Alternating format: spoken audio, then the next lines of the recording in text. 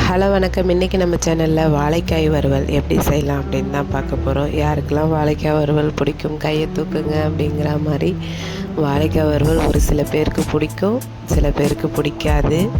இந்த மாதிரி ட்ரை பண்ணி பாருங்கள், கண்டிப்பாக உங்களுக்கும் பிடிக்கும். அதுக்கு நான் இன்றைக்கி 3 வாழைக்காய் எடுத்துருக்கேன். அந்த தோலெல்லாம் நல்லா சீவிட்டு இந்த மாதிரி நல்லா தண்ணியில் வச்சு அலசி எடுத்துக்கணும். இதை நம்ம எப்போதும் உருளைக்கிழங்குலாம் கட் பண்ணுவோம் இல்லையா, அதே மாதிரி இந்த அளவுக்கு கட் பண்ணி வச்சுக்கணும். இல்லைனா நீங்கள் பொடி மாஸ்லாம் நம்ம செய்வோம் இல்லையா, அந்த அளவு மாதிரி கூட நீங்கள் கட் பண்ணிக்கலாம். நான் இந்த அளவுக்கு தான் இன்றைக்கி கட் பண்ணியிருக்கேன். வாழைக்காவில் நார் சத்துலாம் அதிகமாக இருக்குது. செரிமானத்துக்கும் இது ரொம்ப நல்லது, குடல் ஆரோக்கியத்துக்கும் ரொம்ப நல்லது. சுகர் உள்ளவங்க கூட இதை டெய்லி உணவில் சேர்த்துக்கலாம். அந்த அளவுக்கு இது அவங்களுக்கெல்லாம் ரொம்ப நல்லது உடம்புக்கு. ஒரு 10 பல் பூண்டை இந்த மாதிரி இடித்து வச்சுக்கலாம். இப்போ வாங்க எப்படி செய்யலான்னு பார்த்துடலாம். ஒரு வானல் சூடானதும் அதில் தேவையான அளவுக்கு எண்ணெய் நல்லா சூடானதுக்கப்புறம் கடுகு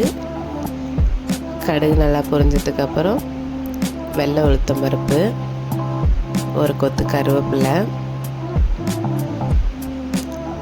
இப்போ இடித்து வச்சுருந்த பூண்டு சேர்த்துட்டு நல்லா வதக்கிக்கணும். இப்போ வாழைக்காவை நம்ம சேர்த்துடலாம்.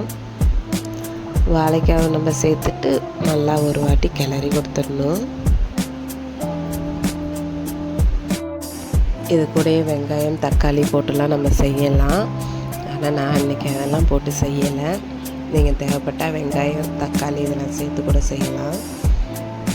இப்போ தேவையான அளவுக்கு தண்ணி, உப்பு, மிளகாய்த்தூள் இது மட்டும்தான் நான் சேர்த்துருக்கேன். தண்ணி வாழைக்காவுக்கு நம்ம எப்போ சேர்த்தாலுமே கம்மியாக சேர்த்துக்கணும். சில காய் நல்லா பிஞ்சாக இருக்கும், ஒரு சில காய் முத்தலாக இருக்கும். அதனால் எப்போதுமே நம்ம பார்த்து சேர்த்துக்கணும். இப்போ பாருங்கள், நல்லா வந்துட்டுருக்கு, கொதிச்சிட்ருக்கு. வாழைக்காவை நம்ம அடிக்கடி பெரட்டி விட்டுகிட்டே இருக்கக்கூடாது, ஏன்னா அது உடஞ்சிடும். அதனால் இந்த மாதிரி கொஞ்சம் ட்ரை ஆனதுக்கப்புறம் தான் நம்ம பொறுமையாக தான் அதை நம்ம திருப்பி விடணும். எப்போதும் போல் உருளைக்கிழங்கெல்லாம் நம்ம டக்குன்னு திருப்புற மாதிரி இதை திருப்பி விட்டு வறுத்தோன்னு வச்சிங்களேன், இது உடஞ்சி போயிடும். அதனால் கொஞ்சம் பொறுமையாக தான் இதை திருப்பி நம்ம செய்யணும். பாருங்கள், இந்த அளவுக்கு ட்ரை ஆனதுக்கப்புறம் ஒரு 10 நிமிஷம் இதை சிம்மில் போட்டுடலாம். போட்டுட்டு ஓப்பன் பண்ணி பார்த்தோன்னு வச்சுங்களேன், நல்லா இப்படி தான் ரெடியாகி வந்திருக்கும். அடியில் லைட்டாக பிடிக்கிற மாதிரி தான் இருக்கும். ஆனால் நம்ம கிளறிட்டோன்னா அது செட் ஆகி வந்துடும். அப்படியே ஒரு 5 நிமிஷம் சிம்மில் போட்டு மூடிட்டு திருப்பி ஓப்பன் பண்ணி பார்த்தோன்னா சூப்பரான வாழைக்காய் வறுவல் ரெடி ஆகிடுச்சு பாருங்கள். வீடியோ பிடிச்சிருந்ததுன்னா லைக் பண்ணுங்கள், ஷேர் பண்ணுங்கள், மறக்காமல் நம்ம சேனலை சப்ஸ்கிரைப் பண்ணுங்கள். அவ்வளோதான் ஃப்ரெண்ட்ஸ், தேங்க்யூ.